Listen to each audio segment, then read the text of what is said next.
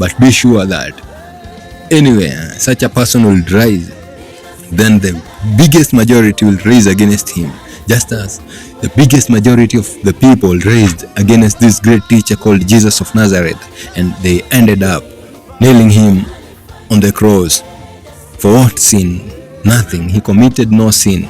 The only sin he committed, according to them, is destroying their norms, is destroying their hate. They wanted to have their right to hate. So I'm getting a question here. Why do you think that Christ said that his kingdom is not of this world? So that's a very, very interesting question. Christ alisema hivyo, my kingdom is not from this earth. So why Christ alisema hivyo ni ati it's obvious that the things that Christ aliteach zilikuwa zina sound crazy ama insane to the people who walikuwa na listen to him. Those were the high priests, those were the Pharisees, those were the Sadducees, those were the majority of people, to an extent that when Christ alikuwa to be chosen between him and Barnabas, the gangster, the killer, the robber, people chose that Barnabas should be set free and Christ should die. Imagine the guy who taught love, the guy who showed compassion, the guy who ali show mercy, the guy who healed a lot of people, the guy who taught a lot of wisdom, the guy who ali share, the guy who ali do a lot of good things. When a time came for the masses to choose him or Barnabas, whom to be released and who to be murdered, imagine the masses wali choose Barnabas, the gangster, the rapist, the guy who alikuwa amekill a lot of people, alikuwa amefanya a lot of crimes. So that was a very, very good indication of Christ's words were true, that these people would even prefer a gangster than Christ or Jesus of Nazareth, because there's something in his teachings that these people hated, or they found them what can I call it? They found his words offending or hurting to an extent that they will choose that one who raped a lot of people, that one who stole, that one who did a lot of crimes. So it's clear but from that question and from the Bible instances that Christ's teachings were not from this earth. Let's consider another instance. There's a time that Christ will teach these people and they will start claiming that this guy is mad, and they will claim that he has a demon. When he told them if they listen to his teaching and practice it, they won't die. And they said, Abraham, our grandfather, died. How can you say that if you practice your teaching, you won't die? Do you want to claim that you are greater than Abraham? So according to the masses and to the people who lived around Jesus of Nazareth, they saw him as a freak, as a guy who was kind of insane, as a guy who committed abomination after abomination, and they couldn't take it any longer. In fact, they would take a gangster, they will take a rapist, they will take a robber than this guy who talked everything outside of their understanding or outside of their norms. So it's clear, but there is not only in those times. If Christ resurrected in these times, or if a person decided to practice the teachings of Christ in these times, then the people of these times would also find him or would also find those words as offending as the Pharisees of those days and the Sadducees and the high priests found those words in those times. So the world has not changed. The words of Christ would, if preached directly as Christ preached them 2,000 years ago, if those words, those same words, they will be repeated in these times, then the masses of these times will find the words as offending as the Pharisees found those words offending. So what does that, or where am I leading this to? What I want to tell you is that the teachings of Christ are not of this world, and the soul or the the power that guided the Pharisees in those times is the same power guiding the masses of these times.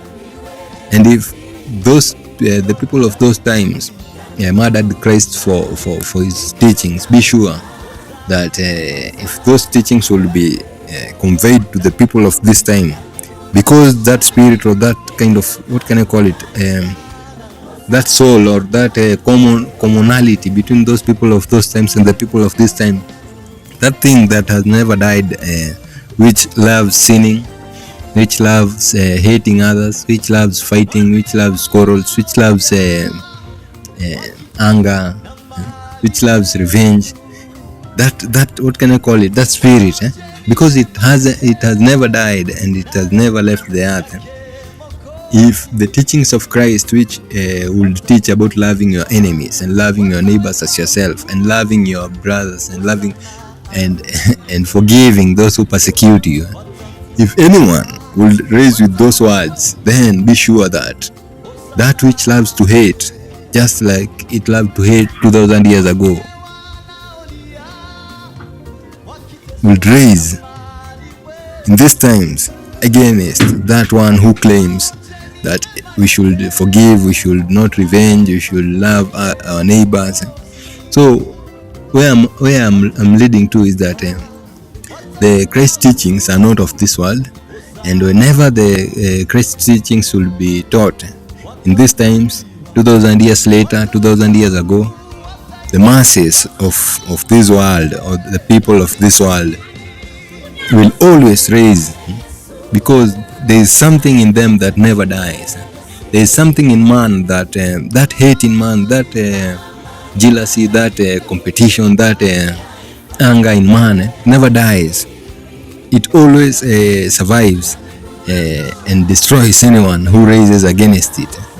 So one can raise as Christ in these times, one can raise as Christ in 10,000 years later, but be sure that anywhere such a person will rise, then the biggest majority will raise against him, just as the biggest majority of the people raised against this great teacher called Jesus of Nazareth, and they ended up nailing him on the cross.